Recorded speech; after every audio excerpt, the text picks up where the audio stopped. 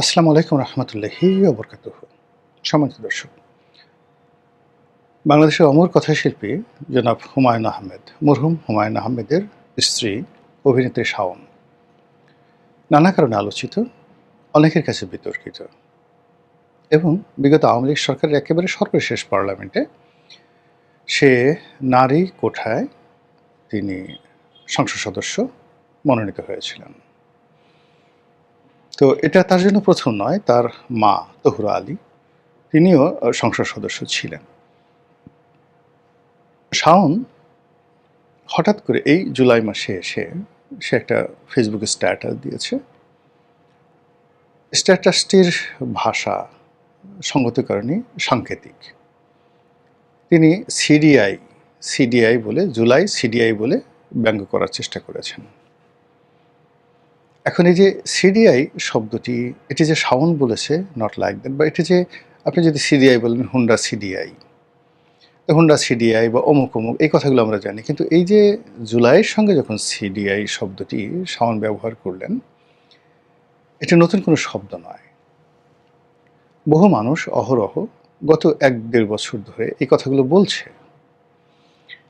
এমনকি যারা জুলাই আন্দোলনের সঙ্গে সম্পৃক্ত ছিলেন, প্রথম সারির অ্যাক্টিভিস্ট ছিলেন, তারপর এই জুলাই আন্দোলন গণঅভ্যুত্থানের নেতারূপে তাদের যে স্যাক্রিফাইস, সীমাহীন স্যাক্রিফাইস, এই মানুষগুলো এখন জুলাই নিয়ে নেতিবাচক কথা বলছেন বিভিন্ন কারণে। প্রথম কারণ হলো জুলাইকে ঘিরে যে স্বপ্ন ছিল, সেই স্বপ্নটি তছনছ করে দিয়েছেন ডক্টর মোহাম্মদ ইউনূস এবং তার যারা সহযোগী তারা সবাই মিলে। দ্বিতীয়ত হলো এই জুলাই আন্দোলনের যারা প্রথম সারির নেতারূপে ক্ষমতার ভাগ নিলেন, যারা সত্যিকার আন্দোলনকারী, তারা মনে করছেন যে এরা সত্যিকার অর্থে নেতা নয়, এরা বেশিরভাগই আত্মসমর্পণকারী। তারা ডিবি হারুন যখন তাদেরকে ধরে নিয়ে গিয়েছিল, তখন তারা সবাই সেখানে গিয়ে আত্মসমর্পণ করেছিলেন, তাদের আত্মীয়স্বজন বিবৃতি দিয়েছিলেন এবং তারা আন্দোলন প্রত্যাহার করার জন্য লিখিতভাবে ঘোষণা দিয়েছিলেন। ঠিক সেই সময়টিতে যখন আন্দোলন একেবারে বন্ধ, ঢাকা বিশ্ববিদ্যালয় স্তব্ধ হয়ে গেল, পুরো বিশ্ববিদ্যালয় খালি, সারা দেশে কারফিউ, ঠিক সেই সময় কোথা থেকে যেন রণ উন্মাদনা শুরু হয়ে গেল রামপুরাতে, বাড্ডাতে, মেরুল বাড্ডা, এরপরে কুড়িল বিশ্ব রোড থেকে শুরু করে উত্তরার বিস্তীর্ণ অঞ্চলে। মূলত এখানে আসলে আন্দোলনটা দানা বেঁধেছে। এরপরে চূড়ান্ত পর্যায়ে এই কয়টা এলাকার বাইরে গিয়ে মূলত মোহাম্মদপুর এলাকা উত্তপ্ত হয়ে ওঠে, ভীষণভাবে উত্তপ্ত হয়ে ওঠে। এবং এই যে আন্দোলন যখন তুঙ্গে, আমি একেবারে বিশেষ করে আমি বলবো যে জুলাই মাসের শেষ সপ্তাহে, কিংবা ধরুন আবু সাঈদ যে নিহত হলেন, সেই দিনের ঘটনা আমার স্পষ্ট মনে আছে। তার সেই গুলির দৃশ্য যখন প্রচারিত হলো, আমি একটা স্ট্যাটাস লিখেছিলাম আবু সাঈদ উপলক্ষে, এবং ওটা লিখতে গিয়ে আমি বহুক্ষণ কেঁদেছিলাম। এত কান্না আমার কখনো আসেনি, একা একা আমার রুমের মধ্যে বসে। এবং ওই যে আবু সাঈদকে নিয়ে যে স্ট্যাটাসটা দিয়েছিলাম, আপনারা যদি পড়েন আশা করি আপনাদেরও কান্না আসবে, আবেগপ্রবণ হয়ে পড়বেন। তো এরকম জুলাইতে যার অবস্থান থেকে কন্ট্রিবিউট করেছেন, তারা প্রায় সবাই হতাশ। অন্যদিকে জুলাইতে যারা সুবিধা লাভ করেছেন, গাড়ি কিনেছেন, বাড়ি করেছেন, পদ পেয়েছেন, পদবি পেয়েছেন, আরও অনেক কিছু, এবং এখন যে সকল থলের বিড়াল বের হয়ে আসছে, এতে করে এই আন্দোলনের যারা মাস্টার মাইন্ড বা এই আন্দোলনের যারা নেতা হিসেবে সম্মুখ সারিতে আছেন, দৃশ্যপটে আছেন, এবং ডক্টর ইউনূস যাদেরকে মানে ব্যবহার করেছেন দাবার গুটি হিসাবে, তো তাদের ব্যাপারে আপনার যে অনুভূতি, বুকের উপর হাত দিয়ে বলেন তো, আপনি এদেরকে যদি একা একা পান, তাহলে আপনি আপনার অনুভূতিটা কিভাবে প্রকাশ করবেন, কি বলবেন তাদের কাছে? আবার অন্যদিকে যেটা হলো যে গত ২ বছর ধরে আমাদের এই সমাজে যে সকল গালি, যে সকল গালাজ, এগুলো অনেকটা মানুষের পোশাকের মতো হয়ে গেছে। মনে হচ্ছে যে জুলাই যোদ্ধা সে যদি একটু গালি না দেয় তাহলে বোধহয় তার যে যুদ্ধ সেই যুদ্ধটা পূর্ণতা পেল না। মুক্তিযুদ্ধের সময় যেভাবে একজনের হাতে একটা হাতিয়ার ছিল, একজনের হাতে একটা পতাকা ছিল, মানুষের কণ্ঠে স্লোগান ছিল, মুক্তিযোদ্ধাদের কণ্ঠে স্লোগান ছিল, কিছু অত্যন্ত জনপ্রিয় গান ছিল। এই সামগ্রিকভাবে মনে হতো যে এটা মুক্তিযুদ্ধ। নেতা ছিল বঙ্গবন্ধু, গান ছিল আমার সোনার বাংলা থেকে শুরু করে এরকম অন্তত 20 থেকে 25টি বিখ্যাত কালোজয়ী গান তৈরি হয়েছিল যেগুলো মুক্তিযোদ্ধাদের মুখে মুখে ফিরত। সেখানে টেলিভিশনের অনুষ্ঠান ছিল না, কিন্তু রেডিও, বিবিসি ছিল, স্বাধীন বাংলা বেতার কেন্দ্র ছিল, এম.আর. আখতার মুকুল ছিল, চরমপত্র ছিল, এক অসাধারণ উপাখ্যান। মানুষ শত কষ্টের মধ্যেও খুব কষ্ট করে, শত কষ্টের মধ্যে খুব কষ্ট করে সেই রেডিওর সিগন্যালটা ঠিক রেখে এম.আর. আখতার মুকুলের সেই চরমপত্র শুনতেন আর বিবিসির খবর শুনতেন। ভাত না খেলেও চলতো, কিন্তু এরকম এগুলো না হলে চলতো না। তো সেই দিক থেকে আপনি যদি জুলাই আন্দোলন, এই জুলাই আন্দোলনের কতগুলো ন্যারেটিভ চিন্তা করেন, সেই ন্যারেটিভে একেবারে প্রথম সারিতে চলে আসে কোনো গান নয়, কবিতা নয়, গল্প নয়, গালি, অশ্লীল, অশ্রাব্য গালিগালাজ। যে মুখগুলো চলে আসছে, যে চেহারাগুলো, যে সুরতগুলো, আকৃতিগুলো, কথাবার্তাগুলো, অঙ্গভঙ্গিগুলো, এগুলো 2024 সনের জুলাইয়ের আগে আমরা বাংলাদেশে দেখিনি। এই মানুষগুলিকে আমরা দেখিনি। এই ধরনের মানুষ কেমন যেন এক অদ্ভুত প্রকৃতির মানুষ। তারা অলনে ছাড়েন, দেখা গেল মহাবীর আলেকজান্ডারের মতো এসে আমাদের ঘাড়ের উপর চেপে বসলো এবং আমরা সবাই তাদেরকে জাতীয় নেতা, জাতীয় বীর, জাতীয় পিতা, জাতির পিতা এরকম বড় বড় উপাধিতে ভূষিত করার জন্য পাগল হয়ে গেলাম। কিন্তু ধীরে ধীরে, অর্থাৎ সেই 2024 সনের নভেম্বর ডিসেম্বর থেকেই মানুষের মন এই সমস্ত কর্মকাণ্ডর বিরুদ্ধে বিষিয়ে উঠল। এর কারণ হলো, যারা কথা বলছেন, যে ভাষায় কথা বলছেন, এ ভাষা বাঙালির ভাষা নয়। বাঙালি এত অশ্লীলতা পছন্দ করছে না। তারা যেভাবে বেয়াদবি করছেন, আপনি চিন্তা করুন, শেখ হাসিনা 78 বছর বয়সী একজন ভদ্র মহিলা, বৃদ্ধা। এখন তার যাকে বলা হয় পেটিকোট, মানে আমরা যেটাকে ছায়া বলি, কিংবা তার অন্তর্বাস, অন্তর্বাস মানে তিনি যে জাঙ্গেগুলো পরতেন কিংবা তিনি যে ব্রাগুলো পরতেন, তো 20 বছর 21 বছরের ছেলেরা সেই সকল ব্রা পরে, সেই সকল জাঙ্গা পরে যে উন্মুক্ত, মানে যে একেবারে ওপেন ড্যান্স, ওপেন কনসার্ট তারা গণভবনে করেছে, রাস্তায় করেছে, এটার একটা রেশ আছে। তো এটার একটা ভীষণ রকম রেশ আছে। আপনি চিন্তা করুন, বঙ্গবন্ধু শেখ মুজিবুর রহমানের মূর্তি ভেঙে ফেলা হয়েছে, ভালো কথা।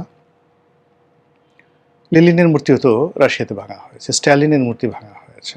মূর্তি তো বিমূর্ত কোনো কিছু নয়, কিন্তু সেই মূর্তি ভেঙে তারপর সেই মূর্তি যে খুলিটুকু আছে, সেই খুলির উপর প্রস্রাব করতে হবে, পায়খানা করতে হবে, এবং সেইগুলোর ছবি যে মুজিবের মাথার উপর পায়খানা করলাম। আপনি কি মনে করেন এগুলোর একটা ইফেক্ট আছে না? অবশ্যই একটা সাইড ইফেক্ট আছে, এবং সেগুলো গত 2 বছর যাবৎ ক্রমাগত চলতে চলতে, এবং মুক্তিযুদ্ধের বিরুদ্ধে ন্যারেটিভ, মুজিব চোর, মুক্তিযোদ্ধারা চোর, মুক্তিযুদ্ধ হয় নাই, একটা একটা প্রতারণা, এই যে ন্যারেটিভগুলো তৈরি হওয়ার ফলে এই মুক্তিযুদ্ধের পক্ষের যে সমস্ত লোকজন, হয়তো অনেকে মুক্তিযুদ্ধ করেনি, কিন্তু বাবা করেছে, দাদা করেছেন, বা দাদার বাবা করেছেন, এরকম চতুর্থ জেনারেশনের ছেলেরা, মেয়েরা, যাদের বয়স এখন হয়তো 13, 14, 15 বছর, যারা টেকনিক্যালি ভেরি সাউন্ড, ফাইন্যান্সিয়ালি আরও সাউন্ড, ইন্টেলেকচুয়ালি দেশে দেশের বাইরে সব খবর রাখে, তারা এই পুরো সামাজিক মাধ্যমটিকে এখন মুক্তিযুদ্ধের প্রো লিবারেশন ফোর্স হিসাবে এতটা শক্তিশালী করে ফেলেছেন যে গত 2 বছর যারা রাজত্ব করেছিল তাদের কোনো পাত্তাই নেই এখন। আর অন্যদিকে নেতিবাচকতা আছে। তো যাই হোক, যখন আপনি দেখবেন যে মূল শক্তির সাথে পারবেন না, আদর্শের সাথে পারবেন না। তারপরে প্রতিপক্ষের যে জবান আছে তার সঙ্গে পারবে না, তখন সবচেয়ে দুর্বলতম জায়গাতে মানুষ আঘাত করে। গালাগালি এমনিতেই একটা দুর্বলের হাতিয়ার। তো সেক্ষেত্রে অভিনেত্রী শাওন, একে তো রমণী, তার উপর বিধবা। এরপরে আমাদের এই সমাজে না অর্থ না বিত্ত, ঠিক কোনো দিক থেকেই আপনি মানে তাকে যে আপনি কাউন্টার করবেন সেরকম না। তো সেই শাওন, হুমায়ূন আহমেদের বিধবা স্ত্রী, এখন শাওনের যে ব্যাকগ্রাউন্ড, আপনি সে যদি হুমায়ূন আহমেদের প্রথম স্ত্রীর কথা চিন্তা করেন, তার সন্তানদের কথা চিন্তা করেন, তারা সামাজিকভাবে যথেষ্ট, যাকে বলা হয় যথেষ্ট সফল, যথেষ্ট সার্থক, কিন্তু তাদের কথা আপনার কানে আসছে না বা তার এই ধরনের কথা বলছে না। কিন্তু শাওন যে কোনো কারণে একটা গালি দিয়ে বসেছে, একটা কথা বলেছে, জুলাই সিডিআই কথা বলে ফেলেছে। এখন শাওনকে ধরতে হবে, শাওনকে সিডিআই করতে হবে, শাওনকে জুতা মারতে হবে এবং শাওনের সাথে অশ্লীলতা কাজকর্ম করতে হবে। এখন এই যে শাওন যে কাজটি করেছেন, এটা এই যে তিনি যে গালি দিয়েছেন, এটা তার একটা দুর্বলতা। মানে তার যদি সামর্থ্য থাকতো তিনি আরও অনেক কিছু করতেন। তো তিনি সেই কাজগুলো করতে পারছেন না, বলতে পারছেন না, কিন্তু তিনি আবার সহ্য করতে পারছেন না। ফলে গালি যেমন দুর্বলের একটা হাতিয়ার, ঠিক তদ্রূপ ওইরকম একটা হাতিয়ার সে ব্যবহার করে গালি দিয়েছে। আবার তার কাউন্টারে যারা প্রতিপক্ষ, তারা আবার পাল্লা দিয়ে শাওনকে গালি দিচ্ছে এবং যারা গালি দিচ্ছে তারা আরও দুর্বল। আপনাকে যে গালি দিল সেও দুর্বল, আর আপনি কাউন্টার তাকে গালি দিলেন, আপনিও মারাত্মক দুর্বল। ফলে এই দুর্বলের যুদ্ধ, মারামারি, এটা সবসময় ভয়ঙ্কর হয়। শক্তিশালীর যুদ্ধ ভয়ঙ্কর হয় না, দুর্বলের যুদ্ধ ভয়ঙ্কর হয়। আপনি দেখেন ইরান এবং আমেরিকা দুটো শক্তিশালী পক্ষ এবং ইসরায়েল সহ যুদ্ধ করলো, সেখানে দেখুন ক্ষয়ক্ষতি হয়েছে কিন্তু ভয়ঙ্কর হয়নি। কিন্তু আমেরিকা যে ভিয়েতনামে যুদ্ধ করেছে, আমেরিকা যে ইরাকে যুদ্ধ করেছে, লিবিয়াতে যুদ্ধ করেছে, সেটা পুরো সভ্যতাকে শেষ করে দিয়েছে। অর্থাৎ শক্তিশালী এবং দুর্বলের যে যুদ্ধ, এটা একটা পক্ষকে দুর্বলকে শেষ করে দেয়। আবার দুর্বল দুর্বল যদি যুদ্ধ করে, তাহলে আপনাকে যেতে হবে বুরুন্ডি, আপনাকে যেতে হবে সেই ইথিওপিয়া, যেখানে জাতিগত দাঙ্গা সংঘাতে দুর্বলরা, কঙ্গো থেকে শুরু করে আফ্রিকার যে সকল দেশে এখনও যুদ্ধ চলছে, সে সকল যুদ্ধে, উগান্ডা সহ, সেখানে যেতে হবে। তো এই যে আমাদের দেশে যে গালাগালি করা হচ্ছে এবং দুর্বলদের মধ্যে যে যুদ্ধ হচ্ছে, সেই যুদ্ধ পুরো রাষ্ট্রকে, সরকারকে, সবাইকে কলঙ্কিত করবে। এবং একই সঙ্গে যে শাওনের সাথে পাল্লা দিয়ে অন্যান্য যে সকল নারী আছেন, এক সাংবাদিক আছেন সোমা, টেলিভিশনে চাকরি করেন, এবং আপনারা তো জানেন আমাদের দেশের যে সংবাদপত্র, এখানে সাংবাদিক যারা আছেন মূলত তারা মালিক পক্ষেরই পারপাস সার্ভ করেন। মালিকরা যেভাবে বলেন বা মালিকরা যেভাবে খুশি থাকেন সেভাবে তাদের কাজ করতে হয়। এখানে সোমার জায়গায় যদি টোমা হয়, টোমার জায়গায় যদি গমা হয়, কোনো লাভ নেই। এখন যেমন সবাই তারেক জিয়া করছে, একসময় শেখ হাসিনা করতো, তার আগে আবার ইনুস করতো। তো এরকম মানে সোমারা যখন আওয়ামী লীগ জমানাতে ছিল, সংবাদের কারণে মালিকের নির্দেশ, আওয়ামী লীগের যাকে বলা হয় পক্ষে করতে হবে, বা ডিজিএফআই নির্দেশ, এদের কিছু করার ছিল না। আবার এখন দেখা যাচ্ছে যে এই সোমারা বা সোমা অন্যান্য যারা আছেন, তাদেরকে যদি আপনি শত হাজার কোটি টাকাও দেন, তারা কিন্তু সরকারের বিরুদ্ধে একটা ন্যারেটিভ তৈরি করতে পারবে না এবং করবেও না। এখন সেই অতীতকালে সোমা কি বলেছেন, কি করেছেন, সেগুলোকে সামনে এনে এই দুর্বল দুর্বল মানুষগুলো যারা দেশে থাকেন না, বিদেশে থাকেন, বিদেশে থেকে গালাগালি করেন, তারপরে বাংলাদেশে যেমন কোনো গুপ্ত শক্তি বা এরকম যারা গালাগালি করে, তারাই শাওনের মতো সোমাকে গালাগালি করছে। বিএনপির এক এমপি মুখ ফসকে একটা কথা বলে ফেলেছেন। মুখ ফসকে মানে কি, নীলুফার চৌধুরী মনি, সে যে কথাগুলো বলেছে সেই একই কথা এই সমাজে বহুবার আলোচিত হয়েছে।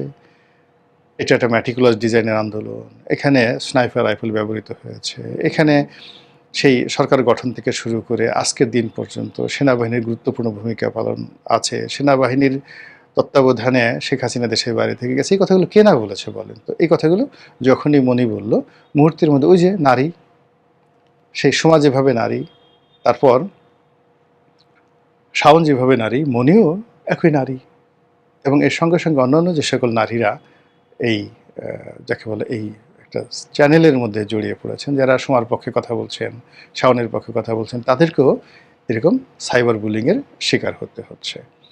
ঘটনা যাই হোক না কেন, পরিস্থিতি মূলত আপনি অশ্লীল যে সমাজ, অশ্লীল যে চিন্তা, অশ্লীল যে কর্ম এবং দুর্বলের যে যুদ্ধ, এটি কেবলই মাত্র দুর্গন্ধ ছড়ায়। আপনি যেকোনো একটা পচা জিনিস, সেটা আম, জাম, কাঁঠাল হোক, আপনি যত বেশি কসলাবেন, যত বেশি এটাকে রিফাইন করার চেষ্টা করবেন, তত বেশি ওটা থেকে দুর্গন্ধ বের হবে। তো আমাদের সমাজের এই বিষয়গুলো যখন চলছে এইভাবে, তখন রাষ্ট্র যে শক্তি, তারা যদি এখানে গুরুত্বপূর্ণ ভূমিকা পালন না করে, তাহলে এই যে ক্যান্সার, এই ক্যান্সার রাষ্ট্রশক্তি এবং একই সঙ্গে সঙ্গে সরকারি শক্তি দুটোকেই করাপ্টেড করে ফেলবে। মহান আল্লাহ আমাদের সবাইকে হেদায়েত দান করুন এবং হেফাজত করুন। আসসালামু আলাইকুম ওয়া রাহমাতুল্লাহি ওয়া বারাকাতুহু।